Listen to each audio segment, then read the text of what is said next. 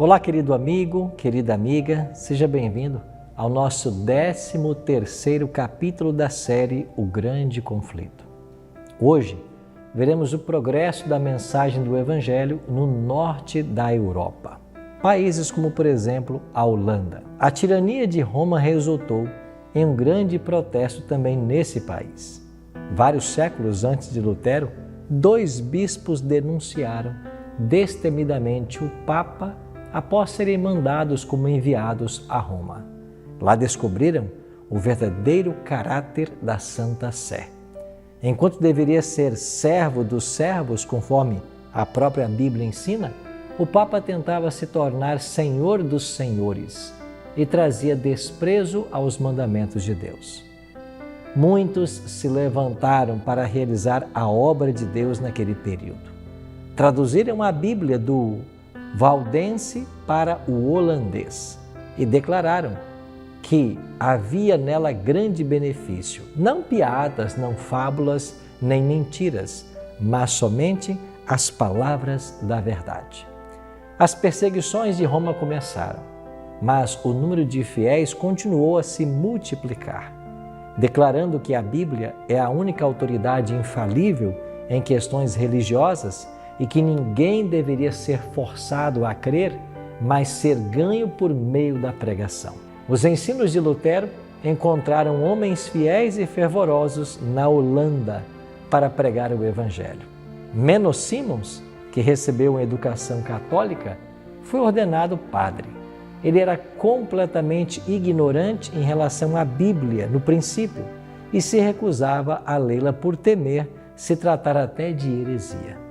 Tentou silenciar a voz de sua própria consciência por meio de uma vida pecaminosa, mas não conseguiu. E depois de um tempo, foi atraído ao estudo do Novo Testamento. Leu também os escritos de Lutero, e esse estudo o levou a aceitar a fé reformada. Pouco depois, viu um homem ser condenado à morte por ter sido rebatizado. Isso o levou a estudar o tema do batismo infantil na Bíblia. Viu que o arrependimento e a fé são condições necessárias para o batismo. Assim, Menno Simons deixou a Igreja Católica e dedicou a vida aos ensinos das verdades que havia aceitado. Tanto na Alemanha quanto na Holanda, surgiu um grupo de fanáticos que transgredia a ordem pública e a decadência tendia a se revoltar contra o governo. Menno Simons se opôs a esses falsos ensinos e aos planos bárbaros desses fanáticos. E por 20 anos ele viajou pela Holanda e pelo norte da Alemanha, exercendo uma ampla influência e demonstrando com a própria vida os princípios que ensinava. Era um homem íntegro, humilde, manso, sincero e fervoroso. Muitas pessoas se converteram por intermédio de sua obra. Na Alemanha, o imperador Carlos V havia proibido a reforma, mas os príncipes reagiram à tirania do monarca. Na Holanda, o poder dele era maior. Os decretos de perseguição rapidamente sucederam um ao outro. Ler a Bíblia, ouvi-la ou pregá-la, mesmo orar a Deus, tudo isso era condenável. Se alguém ousasse não se prostrar diante de uma imagem ou então cantar um salmo, isso era punido até com a morte. Nesse período, milhares foram executados, especialmente durante o reinado de Carlos e Filipe II.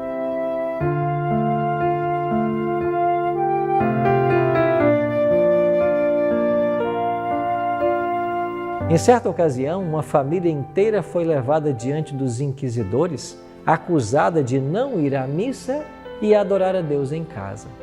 O filho mais novo respondeu: "Nós nos ajoelhamos e pedimos a Deus que ilumine nossa mente e perdoe os nossos pecados. Oramos por nosso rei, para que o seu governo seja próspero e a sua vida feliz. Pedimos por nossos oficiais, para que Deus os preserve." Ainda assim, depois dessa bela confissão, O pai e um filho foram condenados à fogueira. Além dos homens, mulheres e meninas também demonstravam coragem inabalável. Haviam esposas que permaneciam ao lado do marido na estaca, enquanto ele suportava o fogo. Elas sussurravam palavras de consolo ou cantavam salmos para animá-los. Moças condenadas a serem enterradas vivas se deitavam na sepultura como se estivessem indo para o quarto de dormir à noite. Outras se dirigiam ao cadafalso e ao fogo vestidas com as melhores roupas, como se estivessem prontas para o seu casamento. A perseguição aumentou o número de testemunhas em prol da verdade. Ano após ano, o imperador então incitava esta obra cruel de perseguição, mas ele não teve sucesso em erradicar a reforma do país. Guilherme de Orange finalmente concedeu liberdade de adoração a Deus na Holanda.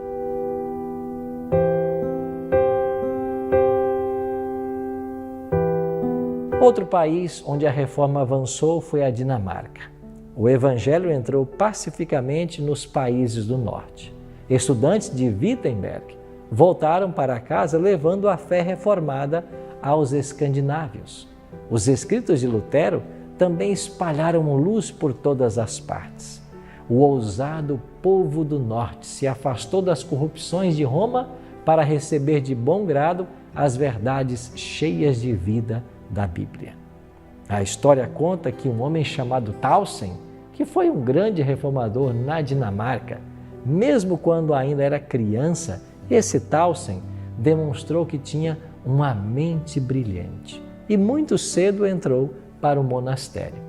Ao examiná-lo, viram que ele tinha um talento muito promissor. Poderia ser muito útil à igreja romana. O jovem estudante então recebeu permissão para escolher uma universidade na Alemanha ou na Holanda para avançar em seus estudos, mas com uma condição: ele não poderia ir para Wittenberg por causa de sua perigosa heresia, ou seja, eles tinham medo de que ele entrasse em contato com as verdades pregadas e ensinadas por Martinho Lutero. Tausen se dirigiu para Colônia, um dos redutos do catolicismo naquele momento. Logo se incomodou com os ensinos místicos transmitidos ali. Mais ou menos na mesma época, ele leu os escritos de Lutero e, com alegria, ele ansiava ser instruído pessoalmente pelo reformador. Caso fizesse, porém, correria o risco de perder o apoio de seus superiores. Logo tomou sua decisão e não demorou muito para se tornar aluno em Wittenberg. E quando Tausen voltou para a Dinamarca, não revelou o seu segredo, mas tentou conduzir seus amigos a uma fé mais pura. Ele abriu a Bíblia e pregou Cristo para eles, mostrando que Jesus é a única esperança de salvação para o seu pecado. O seu supervisor, lá no monastério, que tinha grandes esperanças de que ele se tornasse um defensor da igreja de Roma, ele ficou muito irado. Ele retirou Tausen imediatamente do monastério e o mudou para um outro, confinando-o a uma cela. Todavia, por entre as grades, Tausen partilhava o conhecimento da verdade com seus companheiros.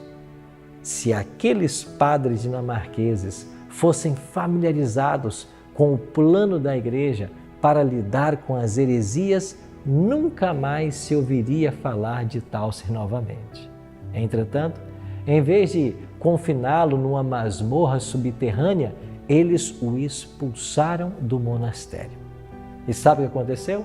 Favorecido por um decreto real recém-proclamado que oferecia proteção a quem ensinava a nova doutrina, Tausen encontrou igrejas abertas para ele e o povo se aglomerava para o ouvir.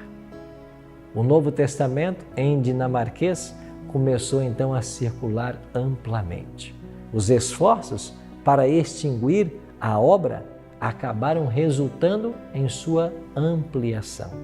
E em pouco tempo, a Dinamarca declarou que havia aceitado a fé reformada.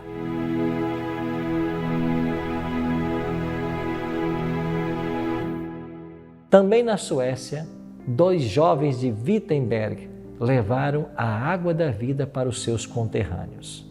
2 líderes da igreja provocaram uma grande reforma na Suécia, Olavo e Lourenço Petri. Eles haviam sido alunos de Lutero e Melanchthon. E assim como o grande reformador Lutero, Olavo cativava o povo com sua eloquência. Já Lourenço, como Melanchthon, era calmo, reflexivo. Ambos demonstraram coragem inabalável. Os sacerdotes católicos incitaram o povo ignorante à superstição. Várias vezes Olavo Petri mal escapou com vida ao tentar ensiná-los. No entanto, esses reformadores contavam com a proteção do rei, que estava comprometido com o movimento da reforma e recebeu de bom grado esses talentosos auxiliadores na batalha contra Roma. Na presença do rei e dos homens mais importantes da Suécia, Olavo Petri defendeu a fé reformada com grande habilidade. Declarou que os cristãos só deveriam aceitar os ensinos dos pais da igreja quando estes estivessem de acordo com as Sagradas Escrituras, com aquilo que a Bíblia ensinava. Assim, esta fé tornou-se clara e, ao fim, todos puderam ser capazes de compreender as verdades da Bíblia. Esses acontecimentos nos mostram o tipo de homens que formavam o exército dos reformadores. Não eram indivíduos iletrados, barulhentos, de mentalidade fechada e que gostavam de discutir. Longe disso, eram homens que haviam estudado a palavra de Deus e que sabiam manejá-la muito bem. Eram eruditos e teólogos, homens que dominavam completamente todo o sistema da verdade que a Bíblia apresenta. Eram capazes de conquistar uma vitória fácil sobre os falsos argumentos das escolas e autoridades de Roma. O rei da Suécia aceitou também a fé protestante e a Assembleia Nacional votou em seu favor. A pedido do rei, os 2 irmãos, Olavo e Lourenço Petri, eles começaram a tarefa de traduzir a Bíblia inteira. A Assembleia ordenou que em todo o reino os ministros deveriam explicar as Escrituras e as crianças deveriam aprender a ler a Bíblia nas escolas. Liberta da opressão de Roma, a nação alcançou força e grandeza que nunca havia tido. Um século depois, esta nação, antes tão frágil, livrou a Alemanha durante o conflito da Guerra de 30 anos. Foi o único país da Europa que ousou estender a mão em auxílio.